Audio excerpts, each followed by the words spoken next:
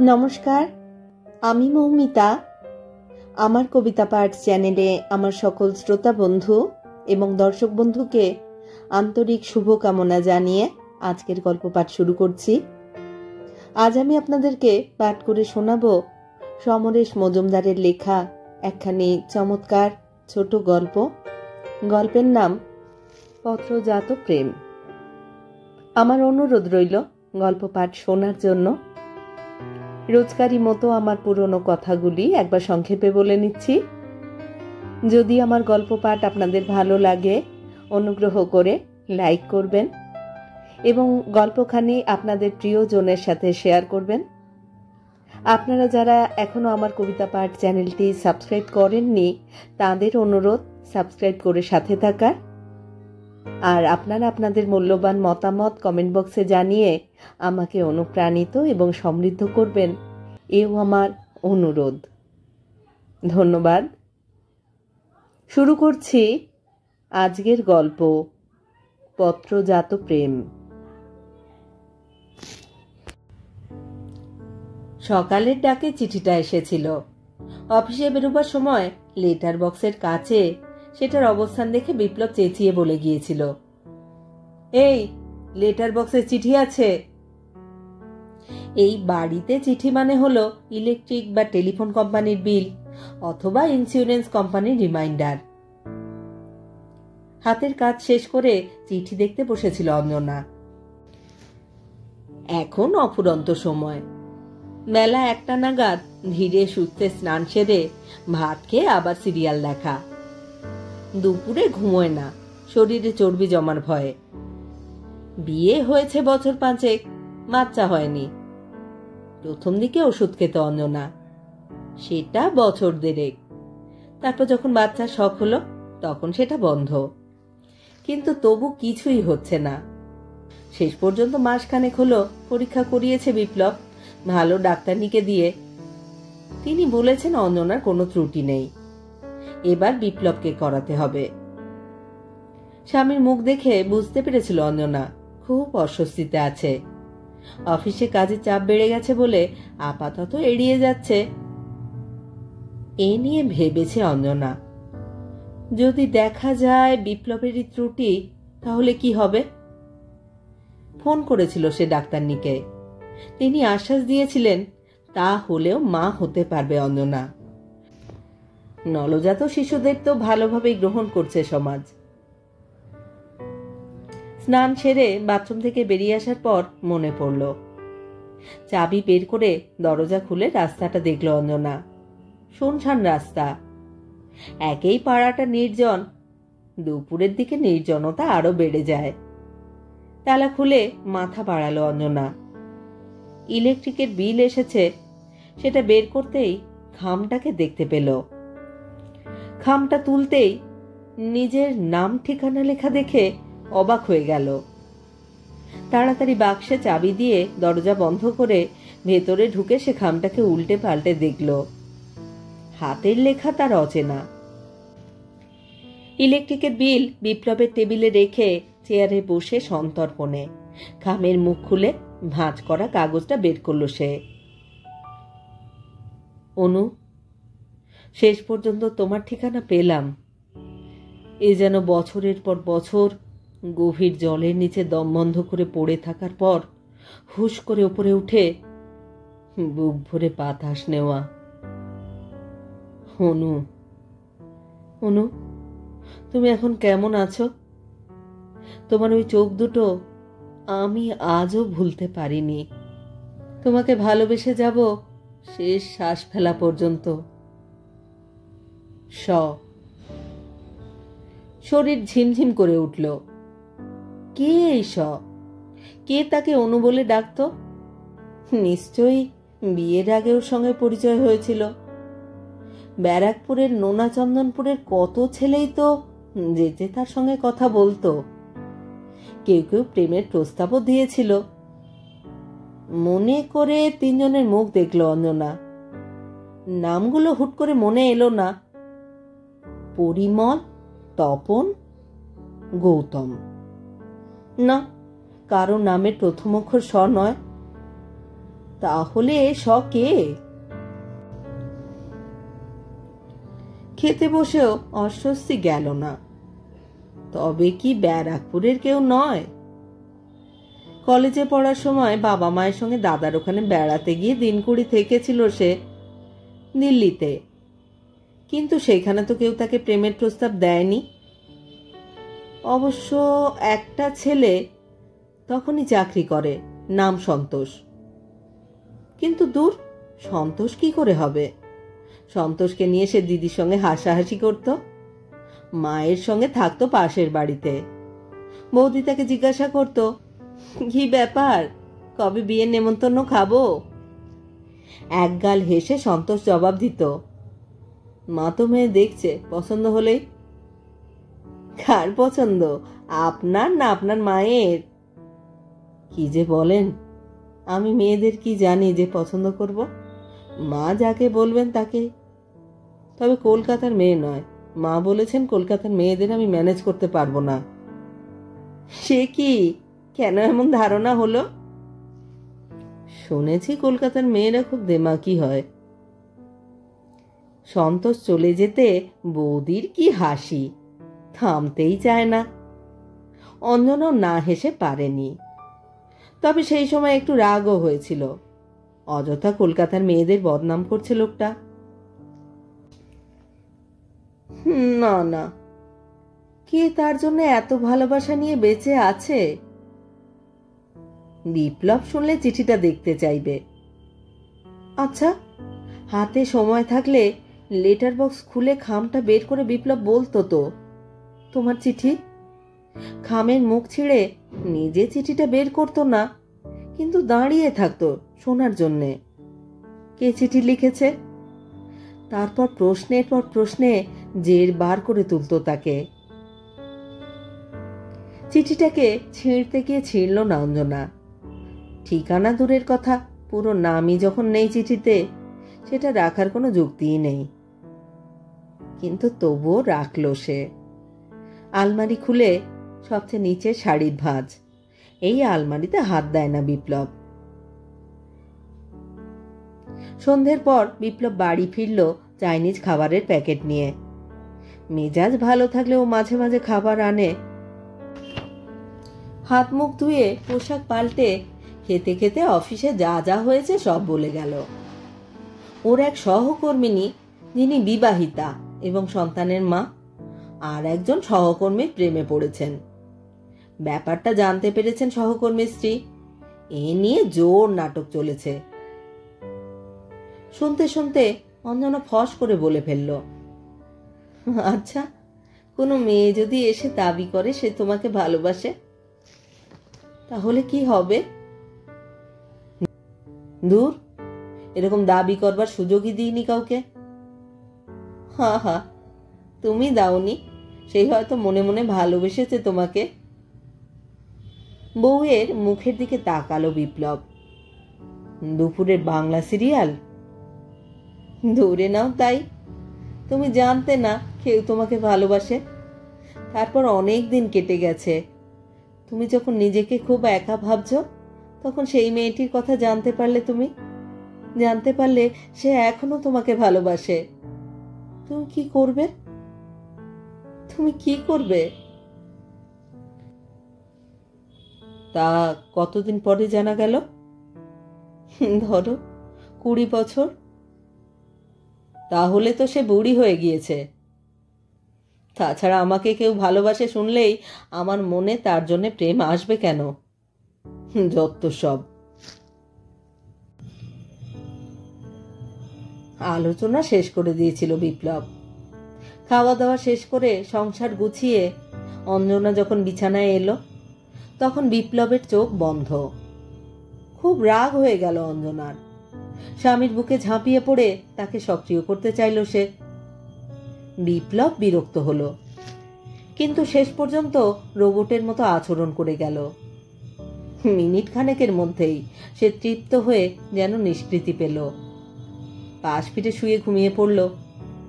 অঞ্জনার শরীরে তখন আগুন, যা নেভানোর ক্ষমতা বিপ্লবের নেই। কিংবা শরীরে শরীরে যে আগুন জ্বলে, তা নিভিয়ে দেওয়ার কথা পৃথিবীর অনেক পুরুষের মতো বিপ্লবও জানে না। চুপচাপ থাকলো অঞ্জনা। 7 দিন বাদে, ঠিক 7 দিন বাদে দ্বিতীয় চিঠিটা এলো বিকেলের ডাকে, যখন বিপ্লব আসে। একই হাতের লেখা, সম্বোধনও একই। হনু, হনু, তুমি নিশ্চয়ই আমার চিঠি পেয়েছ। ধরে নিচ্ছি সেই চিঠি তোমার স্বামী পড়েননি। তোমার বাড়িতে কি কোনো ফোন নেই? নাম্বারটা পেলে আর চিঠি লিখতে হতো না। চোখ বন্ধ করলেই তোমাকে দেখতে পাই অনু।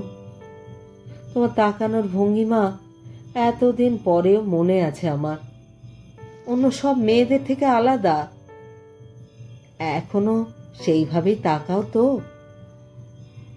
তোমার স। আজও খুব রাগ হলো। লোকটা পেয়েছে কি? মেঘের আড়ালে থেকে তীর ছুঁড়ে মজা দেখবে। বিপ্লব বাড়িতে ফেরা মাত্র প্রথম চিঠিটা বের করে সামনে রাখলো। বিপ্লব অবাক হলো। কি কি হলো? পড়ে দেখো না। চোখ বুলিয়ে বিপ্লব হতভম্ব। হুমা, কে এই সব? জানি না। এইরকম কোনো লোকের সঙ্গে আমার আলাপও হয়নি কখনো। তাহলে তাহলে তোমাকে এই চিঠি লিখলো কেন? এর উত্তর আমি কি করে দেব? আমি তো নিজেই ভেবে পাচ্ছি না। লোকটা কি তোমাকে ফোন করেছিল? না। বিয়ের আগে তুমি কি কারোর সঙ্গে? না না না, আদ্যক্ষরের কাউকে আমি চিনি না। মহা মুশকিল। একেবারে উটকো একটা লোক তোমাকে প্রেমপত্র পাঠালো। তার মানে তুমি কি ভাবছো আমি ওই লোকটাকে চিনি, চেপে যাচ্ছি এখন? আমার প্রেমিক হতো যদি, তাহলে চিঠিটা তোমাকে দেখাতাম। তা ঠিক। দেখো ওয়েট করে চিঠি আর লেখে কিনা। যে চিঠিটা আজ এসেছে সেটার কথা বলল না অঞ্জনা। মুখ ঘুরিয়ে বলল, একটা বাচ্চা হয়ে গেলে বেঁচে যেতাম। হ্যাঁ, ও হ্যাঁ, চলো কালই ডাক্তারের কাছে যাই। তোমার ব্যাপার, আমি যাব কেন? না, আমার একা যেতে অস্বস্তি হচ্ছে, তুমিও চলো। পরীক্ষা শেষ হলে ডাক্তার রায় দিলেন বিপ্লবের পক্ষে কখনোই বাবা হওয়া সম্ভব নয়। সান্ত্বনা দেওয়ার ভঙ্গিতে বললেন, এখন এসব নিয়ে কেউ মাথা ঘামায় না। আপনার স্ত্রী ইচ্ছে করলেই টেস্ট টিউব বেবির মা হতে পারেন। সেক্ষেত্রে আপনিও বাবা হতে পারবেন।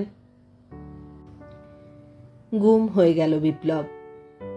ওর দিকে তাকিয়ে যাবতীয় হতাশা, আক্ষেপ একটু একটু করে গিলে ফেলল অঞ্জনা। বিপ্লবকে শুনিয়ে বলল, বাঁচা গেল। চারপাশে তো দেখতে পাচ্ছি, কষ্ট করে বড় করতাম, তারপর স্বার্থপরের মতো চলে যেত। তার চেয়ে এই ভালো। কয়েকদিন বিপ্লব একটু বেশি রকমের চুপচাপ ছিল। তারপর সহকর্মী, বন্ধু সব শুনে পরামর্শ দিল, দেখ ভাই, বউ বলেছে ছেলেটা আমার, তাই জানছি আমি। একটার বেশি তো সন্তান নেই, তাই ওর ওপর বিশ্বাস রাখা ছাড়া আর উপায় নেই। তুই চিন্তা করছিস কেন? মহাভারতের দিকে তাকা। 5 পাণ্ডবের বাবা কুন্তির স্বামী নয়, রাম লক্ষ্মণদের বাবা দশরথ নয়। বংশ রক্ষার জন্য তখন স্ত্রীর সন্তানকে নিজের সন্তান বলে মেনে নিত পুরুষরা। এখন তো আমরা চাই না অন্য পুরুষের কাছে স্ত্রীকে পাঠাতে, কিন্তু তার বদলে টেস্ট টিউব বেবি পাওয়ার সুযোগ হয়েছে। একেবারে বিজ্ঞানসম্মত ব্যাপার। রাজি হয়ে যা, রাজি হয়ে যা। বিপ্লব মৃদু প্রতিবাদ করেছিল, কিন্তু কিন্তু কার না কার। সাপের বীজ থেকে ওষুধ তৈরি হয়, সেই ওষুধ নেওয়ার সময় আমরা কি জানতে চাই কোন সাপের বিষ থেকে তৈরি হয়েছে? এও তো তেমনই, তোরা কেউ জানতেই পারবি না কি থেকে কি হলো। বন্ধু উপদেশ দিল। অঞ্জনারও চোখে মুখে হতাশার ছায়া। বিপ্লবের কথা শুনে বলে উঠল, যা, কি বলছো কি? অসম্ভব। কেন কেন অসম্ভব? বিপ্লব মরিয়া হলো। মারে, চিনি না জানি না কি যে বলো। তাছাড়া বাচ্চা বড় হলে তাকে জবাব দেব কি? জবাব দেওয়ার প্রয়োজনই হবে না, কারণ সে জানতে পারবে না। তাছাড়া চেনা জানা লোকের তো দরকার নেই, তার পরিচয় ডাক্তার তোমাকে দেবেনই না। একটু একটু করে নিমরাজি হলো অঞ্জনা। বিপ্লব তাকে নিয়ে দুবার ডাক্তারের কাছে গিয়েছিল। তিনি ওদের একটু অপেক্ষা করতে বললেন। তৃতীয় চিঠিটা এলো এই সময়। অনু, অনু, কাল তোমাকে দেখলাম এক ঝলক। তুমি জানলায় দাঁড়িয়েছিলে, চোখ পড়তেই সরে গেলে। তুমি কি আমাকে দেখেছিলে? কি জানি, দেখলাম তুমি সেই আগের মতনই আছো। বড় ইচ্ছে করছে অনু, একদিন তোমার দরজায় গিয়ে দাঁড়াতে। দাঁড়ালে দরজা কি খুলবে না অনু? তোমার স নিকু শব্দটা আপনা থেকেই মনে উঠল। পুরুষ মানুষই এরকম ন্যাকামি করতে পারে, যে চিনতে পারছে না তাকে দিচ্ছে প্রেমপত্র। তবে চিঠির কথাটা বলল না বিপ্লবকে।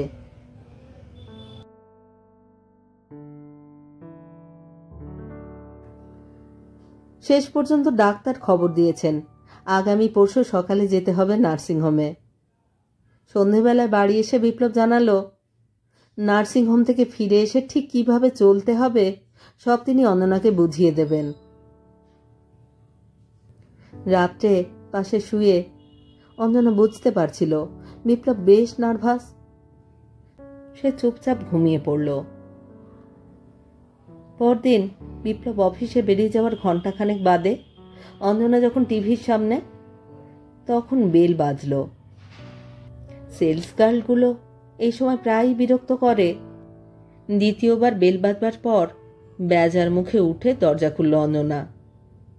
সঙ্গে সঙ্গে তিনজন ছেলে হুড়মুড়িয়ে ঢুকে পড়ল ভিতরে। অঞ্জনা চিৎকার করল, এ কি, কে আপনারা, কেন ঢুকছেন?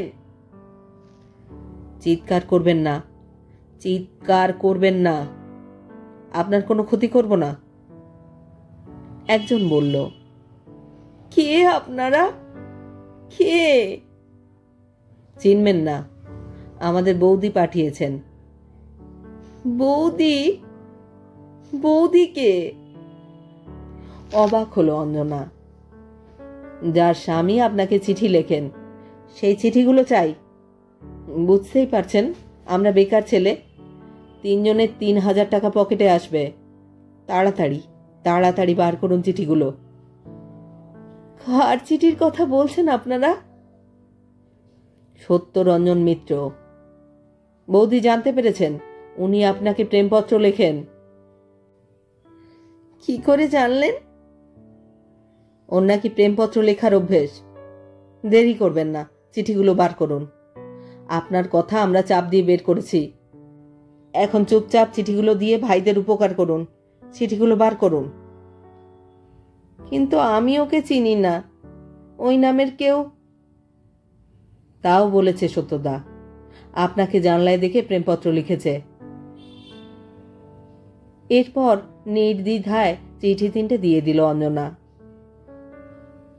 তারপর কি রকম জীবনে খালি খালি লাগছিল তার। হঠাৎ মনে হলো তার জীবনে এখন প্রেম নেই। বিপ্লব প্রেমের কথা বলতে জানে না, নকল বাবা হওয়ার জন্য সে এখন মরিয়া। এই চিঠিগুলো তাকে বিরক্ত করলেও কোথাও একটা ভালো লাগা তৈরি করত। নলজাত সন্তানের মতো চিঠিজাত প্রেমও যে জরুরি, তা এই প্রথম উপলব্ধি করল অঞ্জনা।